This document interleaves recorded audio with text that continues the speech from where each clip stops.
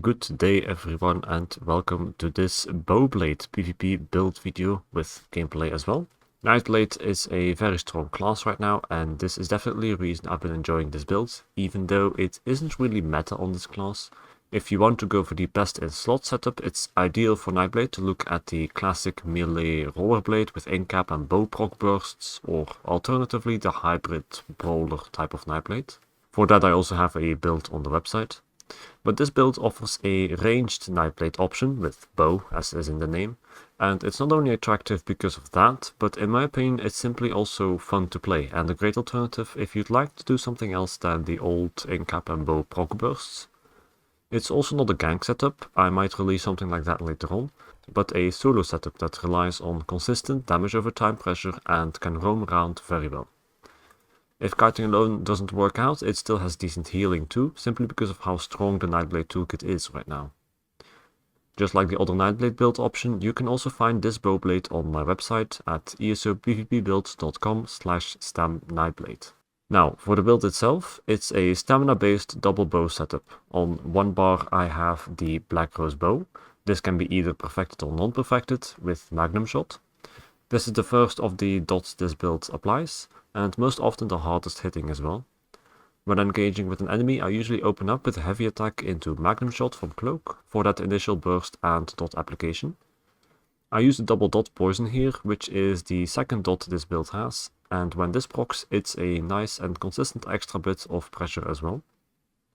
The other bar has Sheer Venom, which is procced by poison injection, and together this is a second form of dot damage that also has a nice execute scaling effect as well. The second 5-piece set next to Sheer Venom is double bars, and there's a bunch of options here. Right now I have Venomous Smite equipped, which is yet another dot on top of the rest, but really good options are Griffin's Ferocity, Griffin's Reprisal and Twice Fanged Serpent. Out of all of these options, the latter would probably be the best, but it does require you to grind the Kragelung Trial Sanctum of Vidia. And then for the rest of the sets, it's simply a 1-piece Magma Incarnate or Baron Tursk, same thing, and the Mark and Majesty Mythic. If you don't have Mark and Majesty, you can also go for a full monster set like Balork instead. For the traits, I have Sharpened on the Black Rose bow and Charged on the Sheer Venom bow. Charged is really good with this build because it will proc the poison stats effect from your skills, and the fire enchant on the bow will provide the burning stats effect. Both of these stats effects are also dots with decent damage tied to them, that adds on top of the other pressure that this build has. For the armor I go with 6 medium, 1 heavy, although full medium will also work. The traits are a mix of imperishable and well fitted, depending on how much you want to rely on kiting with roll dodge or just passive defense. Personally, I go with Impen, because I also want VX with this build and it's unavoidable that you'll take a lot of damage this way. The enchants are full dry stat. The jewelry is with 3 weapon damage enchants and the traits are 2 infused and 1 bloodthirsty. The trade-off between bloodthirsty and infused here is basically even more pressure, even more damage on the enemy or more healing for yourself.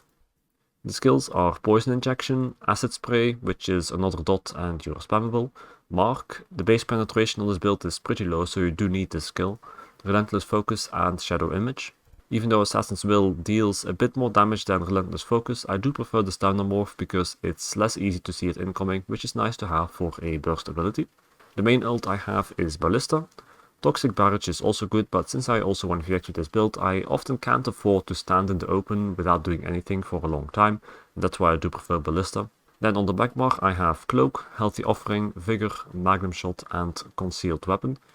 This last skill is a flex spot. I often open from Cloak on this bar, so that nets me an extra 10% damage, which is very nice. But other options here are Race Against Time, Blur, Leeching Strikes, to name a few. The ultimate here is Undo, purely for the minor protection, since I already have Shade for the necessary mobility anyway. Next up, for the champion points, in the blue tree I have Deadly Aim, Fighting Finesse, Mastered Arm and Focused Mending. For the red tree I have Sustained by Suffering, Rejuvenation, Relentlessness and Survival Instincts. Lastly, for the attributes and consumables, for the race I have a Wood Elf myself, but other good races are Khajiit for sure, and even things like a High Elf or an Orc will work for this build as well. For the food I have Orzorga's Smoked Bear Haunch, it's Vampire Stage 3. The potions are regular weapon damage, stamina and weapon crit potions, and for the Mundus I have the Serpent. If you can afford it on your stamina sustain, it's also worth trying the Shadow instead of the Serpent. This will net you a nice bit of extra crit damage. Now here you can see the unbuffed stats. As I mentioned, the penetration, for example, is very low and the weapon damage is also not too high, but this build does have good crit damage, a lot of crit chance, and a lot of dots from skills, poisons and sets, and that's where your damage comes from. The gameplay in this video up next will already show how this build is played, but one note I do want to finish with in that regard is about this build's defense. It's not a tanky build, although healing these days is pretty easy and the Nightblade toolkit is really good for that. The thing is that most of the defense is very active in positioning and avoiding damage. So on one hand that's with roll dodges and cloak, and on the other hand shadow image is also really important to get out of tricky situations. Lastly though, magnum shot is really good to get people off of you as well. I don't stand around taking hits from my enemy, but rather constantly keep them at range, and I'm using the mobility skills and roll dodge in case someone tries to get up close to me. From range I can then apply a lot of pressure. But that's it for this build. I enjoyed the gameplay that will be following here. Again, this build can also be found at my website, esopvpbuilds.com. If you want to support this kind of content, if you would check out Patreon for that, I would greatly appreciate it too. I do try and give things back through this as well. In any case, I thank you very much for watching. Have a good day and see ya.